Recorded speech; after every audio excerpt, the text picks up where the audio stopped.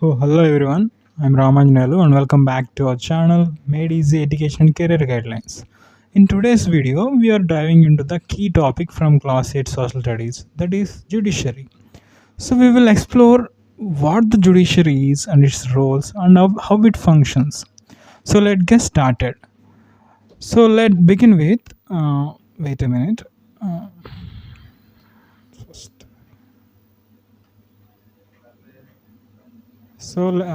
Let's begin with. So what a judiciary is. అసలు judiciary అంటే ఏంటి? So judiciary is the part of the government that interprets and applies the loss.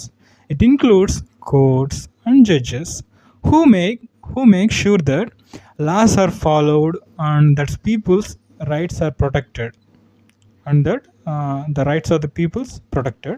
And judiciary settles disputes between people's organization and even the governments and ensure justice is served.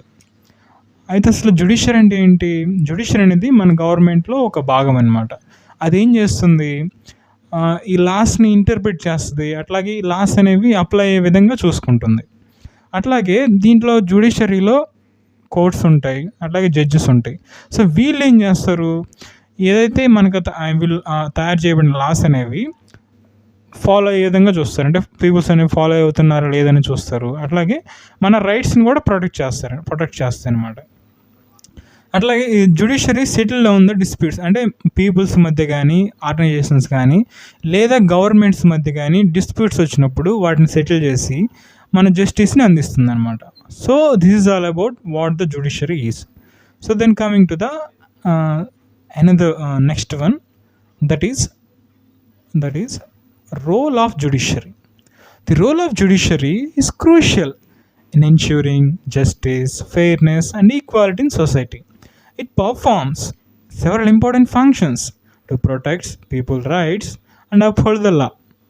So అయితే ఇప్పుడు అసలు judiciary అంటే ఏంటో తెలుసుకున్నాం కదా. అయితే ఇప్పుడు judiciary యొక్క ముఖ్యమైన రోల్స్ ఏంటో చూద్దాం. దీని యొక్క ముఖ్యమైన రోల్స్ చూసినట్టయితే ఫస్ట్ జస్టిస్ని, అంటే జస్టిస్ని అందించడంలో మేజర్ రోల్ ప్లే చేస్తుంది. అట్లాగే ఈ ఫెయిర్నెస్ని అందిస్తుంది, అట్లాగే సొసైటీలో అందరూ ఈక్వల్గా ఉండే విధంగా చూసుకుంటుంది అనమాట. So these are the main roles of the judiciary.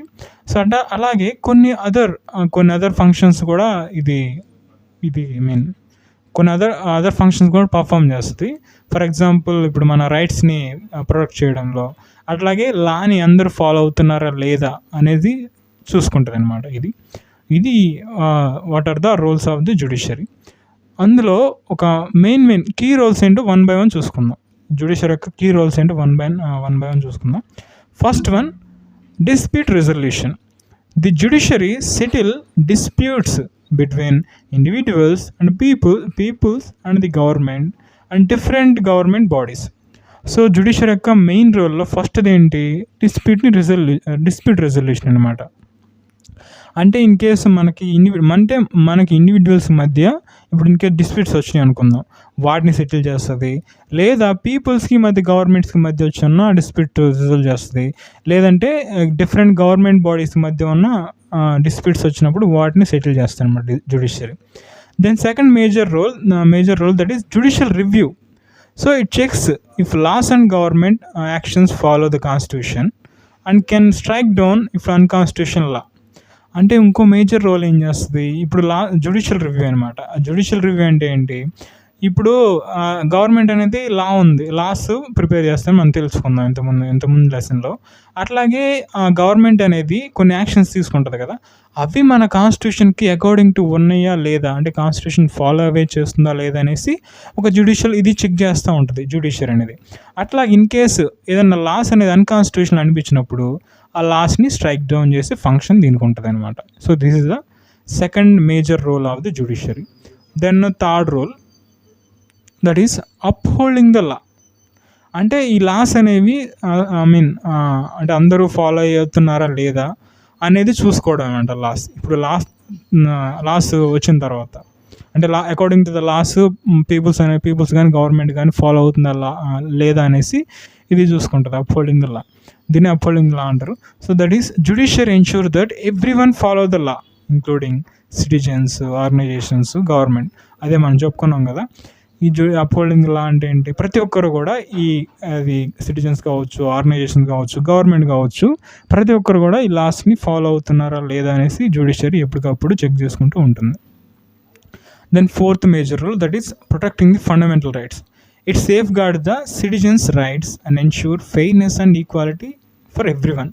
ఇంకో మేజర్ రోల్ ఏంటి, మన యొక్క ఫండమెంటల్ రైట్స్ని కాపాడటం. ఇది ఏం చేస్తుంది, సిటిజన్స్ యొక్క రైట్స్ని కాపాడుతుంది. అట్లాగే ఫెయిర్నెస్కి లైక్ న్యాయాన్ని కానీ ప్లస్ అందరూ సమానంగా ఉండే విధంగా ఇది చూసుకుంటుంది అనమాట. So these are the main roles of the judiciary.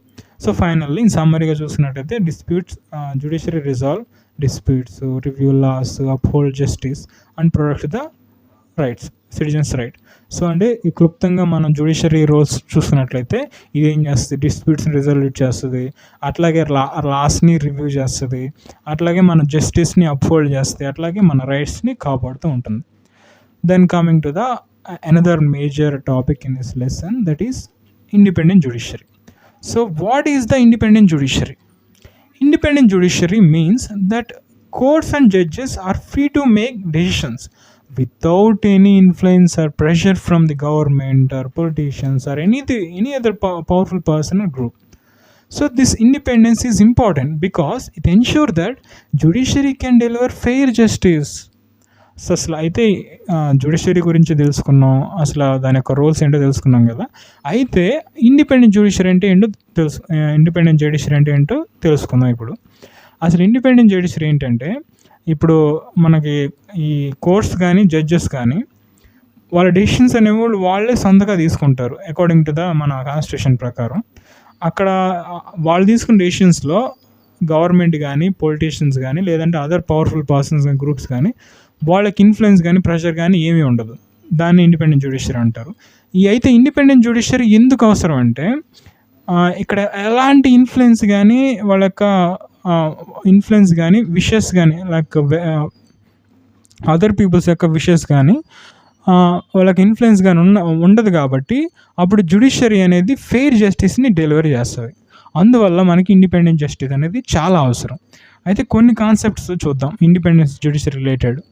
ఫస్ట్ది free from the interference. So judges make decisions based on law, not influenced by the government or others, ensuring fairness. So first ఏంటి, interference ఉండదు, interference నుంచి ఫ్రీగా ఉంటుంది. అప్పుడు ఏం చేస్తారు, judges అనేవాళ్ళు డెసిషన్స్ అనేవి అకార్డింగ్ టు ద చట్టం లా ప్రకారం వాళ్ళు డెసిషన్స్ అనేవి వాళ్ళు తీసుకుంటారు.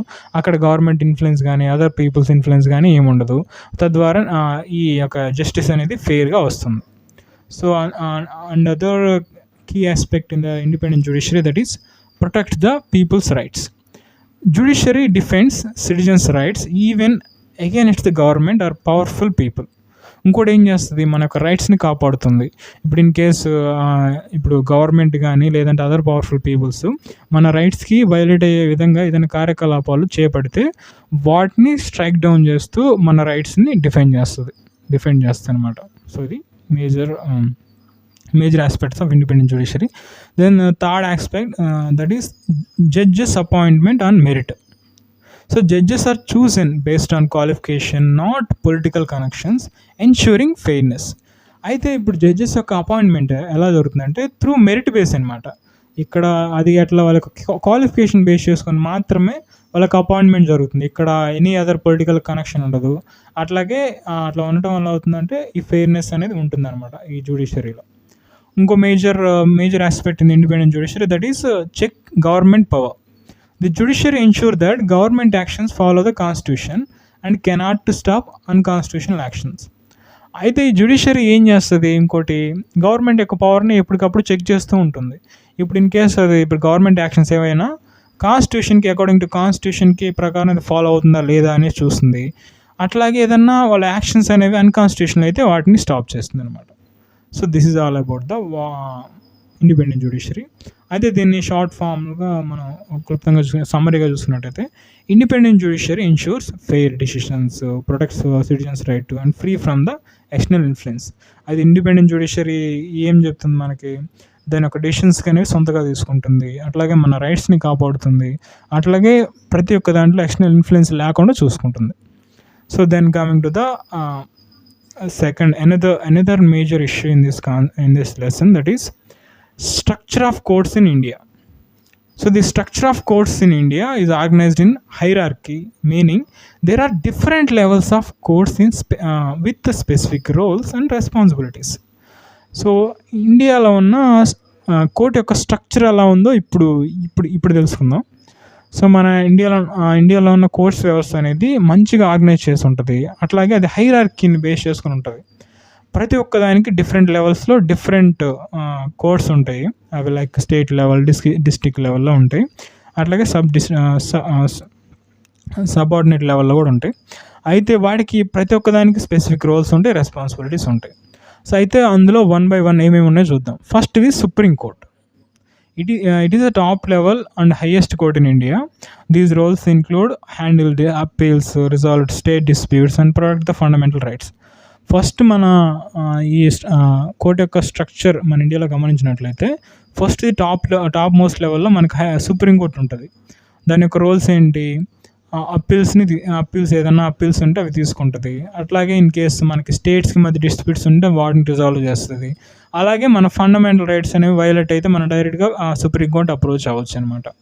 సో ఇక్కడ ఇంకో మేజర్ ఇష్యూ గమనించాల్సింది ఏంటంటే, ఓన్లీ మన ఫండమెంటల్ రైట్స్ వైలేట్ అయితే మనం డైరెక్ట్గా సుప్రీంకోర్టుకి వెళ్ళొచ్చు. అంతేగాని ఈ హైరార్కీని ఫాలో అవుతూ వెళ్ళాల్సిన పని ఉండదు. ఇన్ కేస్ అదర్ ఇష్యూస్ ఏమన్నా జరిగినాయి అనుకోండి, సివిల్ కేసు కానీ క్రిమినల్ కేసెస్ కానీ, ఇవేంటంటే ఫండమెంటల్ రైట్స్కి సంబంధించుకొని ఉన్నవి హైరార్కీ లెవెల్లోనే మనం ఫాలో అవుతూ వెళ్ళాలి. డైరెక్ట్గా సుప్రీంకోర్టు దగ్గరికి ఛాన్స్ ఉండదు.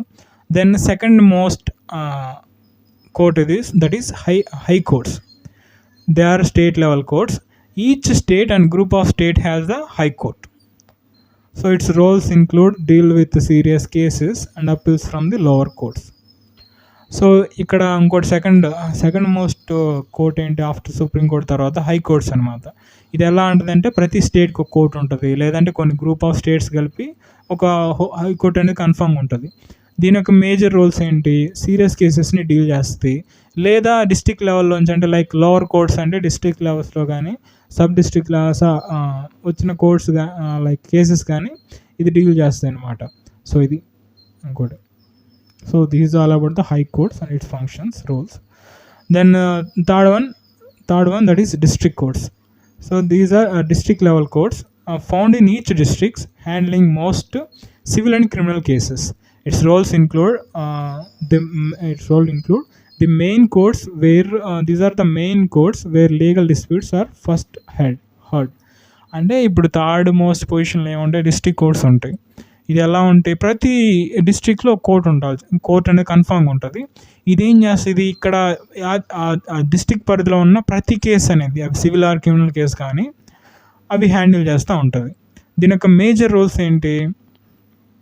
ఫస్ట్ ఏదన్నా లీగల్ డిస్ప్యూట్ అనేది ఖచ్చితంగా ఫస్ట్ ఇక్కడే ఉంటుందన్నమాట, ఈ డిస్ట్రిక్ట్ కోర్ట్స్లోనే. సో తర్వాత దెన్ ఫోర్త్ మేజర్ కోర్ట్ ఏంటంటే subordinate courts. These are lower level courts. It includes magistrate or civil courts. These roles include handling smaller or less serious cases and preliminary matters. So ఇంకోటి ఏంటంటే ఈ హైరార్కీలో చివరిలో ఉండేది ఏంటి? Subordinate courts. ఇదేంటంటే lower లెవెల్లో ఉంటాయి. దీంట్లో ఎవరెవరు ఉంటారు? మేజిస్ట్రేట్స్ ఉంటారు అండ్ అలాగే సివిల్ కోర్ట్స్ ఉంటాయి. ఇక్కడే వీటి యొక్క రోల్స్ చూసినట్లయితే చిన్న ఇష్యూస్ని హ్యాండిల్ చేస్తాయి. అట్లాగే అంటే కేసెస్ కూడా అంత సీరియస్ క్రైమ్స్ ఏం కాకుండా స్మాల్ సీరియస్ లెవెల్ ఉన్న కేసెస్ని ఇవి డీల్ చేస్తాయి అనమాట. అట్లాగే ప్రిలిమినరీ మ్యాటర్స్ కూడా ఇక్కడ జరుగుతూ ఉంటుంది. సో ఇన్ ద సమరీ అంటే మనం ఓవరాల్గా చూసినట్లయితే Indian court system has a hierarchy with supreme court at top and followed by high courts, district courts and subordinate courts, each with specific roles in the justice system. So finally మన Indian court సిస్టమ్లో ఏమి ఉంటాయి? Supreme court అనేది top లెవెల్లో ఉంటుంది, దాని కింద high court అనేది స్టేట్ లెవెల్లో ఉంటుంది, దాని కింద ప్రతి డిస్ట్రిక్ట్ లెవెల్లో డిస్ట్రిక్ట్ కోర్ట్ ఉంటాయి, దాని కింద ఇంకా చూసుకున్నట్లయితే సబార్డినేట్స్ కోర్ట్స్ ఉంటాయి. ఇట్లాగా ప్రతి కోర్టు కూడా స్పెసిఫిక్ రోల్స్ అండ్ రెస్పాన్సిబిలిటీస్ అనేవి ఉంటాయి. Then coming to the another major issue in this lesson, that is criminal laws versus civil law. So criminal law and civil law are two different types of legal system that handle different kinds of cases. అయితే ఇప్పుడు criminal లా అంటే ఏంటి, civil లాకి ఏంటి, civil లాకి మధ్య వ్యత్యాసాలు ఏంటో చూద్దాం. ఈ సివిల్ లా కానీ క్రిమినల్ లా కానీ రెండు different types of legal systems అనమాట. వాటికి డిఫరెంట్ టైప్స్ ఆఫ్ కేసెస్ అనేవి ఉంటాయి. అవేంటో వన్ బై వన్ చూసుకుందాం. First focus on criminal law. So its major purpose is deals with the crimes and punishes lawbreakers. For example, theft, assault, and murder. Its major role is the government prosecutes the accused, aiming to punish and prevent crimes. And finally, its outcomes include, if guilty, like penalties include fines, imprisonment, or community service. అయితే criminal laws అంటే ఏంటి? Criminal లా ఏం చేస్తుంది? ఇప్పుడు ఎవరైనా మనకి loss ఉంటాయి కదా, లైక్ డిస్ప్యూట్స్ కాకుండా కొన్ని, ఇప్పుడు ఎవరైనా దొంగతనాలు చేసినా, అయితే వేరే ఏమన్నా అసాల్ట్ చేసినా, లేదంటే మర్డర్ ఇష్యూస్లో ఇన్వాల్వ్ అయి ఉన్నా, అలాంటి లాస్ అనే వీళ్ళు అతిక్రమిస్తే వాళ్ళకి సంబంధించిన చట్టాలని ఇది డీల్ చేస్తాయి క్రిమినల్ లా. ఫర్ ఎగ్జాంపుల్, దీని యొక్క మేజర్ రోల్ ఏం చేస్తే, ఫస్ట్ గవర్నమెంట్ అనేది అక్యూజ్ని ప్రాసిక్యూట్ చేస్తుంది.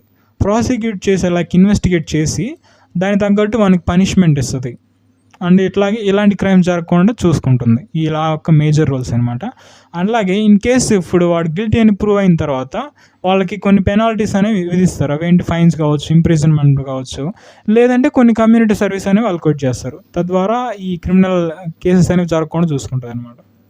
ఇంకోటి ఇంకోటి ఏంటి, civil law. The purpose of civil law is resolve disputes between the individuals and organizations. For example, property disputes, divorce, breach of contract. Its roles includes individuals or organizations file lawsuits to resolve disputes and seek compensation. The outcomes of civil law includes the court orders compensation but not criminal penalties. So ఇంకో major లా ఏంటి, criminal లా తర్వాత civil లా. దీని యొక్క major purpose ఏంటి, individuals మధ్య కానీ organisation మధ్య కానీ ఏదైనా డిస్ప్యూట్స్ అనేవి వస్తే, లైక్ ఆ డిస్ప్యూట్స్ వచ్చినప్పుడు వాటిని రిజాల్వ్ చేస్తాయి అనమాట. ఇది మేజర్ పర్పస్. అవేంటి, ఆ డిస్ప్యూట్స్ ఎట్లా ఉండాలి, ప్రాపర్టీ డిస్ప్యూట్స్ ఏమన్నా కావాలి, లేదంటే డైవర్స్ రిలేటెడ్ ఏదైనా కాంట్రాక్ట్ సంబంధించిన ఉల్లంఘనలు ఏమైనా ఉంటే అలాంటి కేసెస్ని ఇది డీల్ చేస్తుంది. అట్లాగే ఇన్ కేస్ దీని యొక్క మేజర్ రోల్ ఏంటి, ఇండివిజువల్స్ కానీ లేదంటే ఆర్గనైజేషన్స్ కానీ వాళ్ళు ఏంటంటే కొన్ని లా సూట్స్ని ఫైల్ చేసి ఈ డిస్ప్యూట్స్ని రిజాల్వ్ చేసి వాళ్ళకి కంపెన్సేషన్ కావాలని కోరుకుంటారు ఈ చట్టం ప్రకారం. ఇంకా అవుట్కమ్స్ మనం పరిగణన చూసుకున్నట్టయితే ఇది ఓన్లీ జస్ట్ ఆర్డర్, కంపెన్సేషన్ మాత్రమే ఆర్డర్ చేస్తుంది, కానీ ఇక్కడ ఎలాంటి లీగల్ పెనాల్టీస్ అనేవి చేయడానికి ఉండదు. So finally in summary, criminal law punishes crimes while civil law resolve disputes and provides compensation. So ఇది సమ్మరీలో మనం ఏం తెలుసుకుంటాం, క్రిమినల్ లా ఏం చేస్తుంది, క్రైమ్స్ని పనిష్ చేస్తుంది. అట్లాగే సివిల్ లా ఏం చేస్తుంది, ఇది డిస్ప్యూట్స్ని రిజాల్వ్ చేసి వాళ్ళకి కంపెన్సేషన్ ఇస్తుంది అనమాట. ఇది then last one in this lesson, that is last topic in this lesson, that is, does everyone has access to courts? So everyone has the right to access the courts. This means that any person can go to the court if they need to resolve disputes, seek justice. అయితే ఇక్కడ ఏంటంటే ప్రతి ఒక్కరికి courts అనేవి యాక్సెస్గా ఉన్నాయా అంటే ఖచ్చితంగా యాక్సెస్లో ఉంటాయి. అంటే అది ఒక రైట్ అనమాట, ఒక ఫండమెంటల్ రైట్ లాంటి. ప్రతి ఒక్కరికి కోర్ట్స్ అనేవి యాక్సెస్లో ఉంటాయి. దాని అర్థం ఏంటి, ఏ పర్సన్ అయినా కానీ డైరెక్ట్గా ఏదైనా ఇష్యూస్ అనే వాళ్ళు ఇన్వాల్వ్ అయి ఉంటే ఆ డిస్ప్యూట్స్ని రిజాల్వ్ చేయడానికి లేదంటే సాల్వ్ చేయడానికి వాళ్ళకి కోర్ట్స్ దగ్గర డైరెక్ట్గా పోతారు జస్టిస్ కోసం. సో అది ఎట్లాగో వన్ బై వన్ చూద్దాం, అది ఎలా యాక్సెస్గా ఉన్నాయి ఏంటని. First one, right to approach. Anyone can file a case in court, resolve A dispute, seek justice. First ఏంటంటే కోర్ట్స్ని అప్రోచ్ అయ్యే రైట్ ఉంటుంది. ఎవరైనా సరే ఏదైనా కేసెస్ రిలేటెడ్ టు కోర్టులో ఫైల్ చేసుకోవచ్చు, కేసు ఫైల్ చేసి వాళ్ళకి డిస్ప్యూట్స్ని రిజాల్వ్ చేసుకుంటాం. అట్లాగే జస్టిస్ కోసం వాళ్ళు వెళ్ళే రైట్ అనేది వాళ్ళకు ఉంటుంది అనమాట. ఫస్ట్ అది. సెకండ్ది, that is legal aid. Free legal assistance is available for those who afford a lawyer. If in case ఇప్పుడు ఇంకోటి ఏంటంటే మన గవర్నమెంట్ అనేది లీగల్ ఎయిడ్ అనేది అందరికి ఇస్తూ ఉంటుంది, ఏది నల్సా యాక్ట్ ప్రకారం.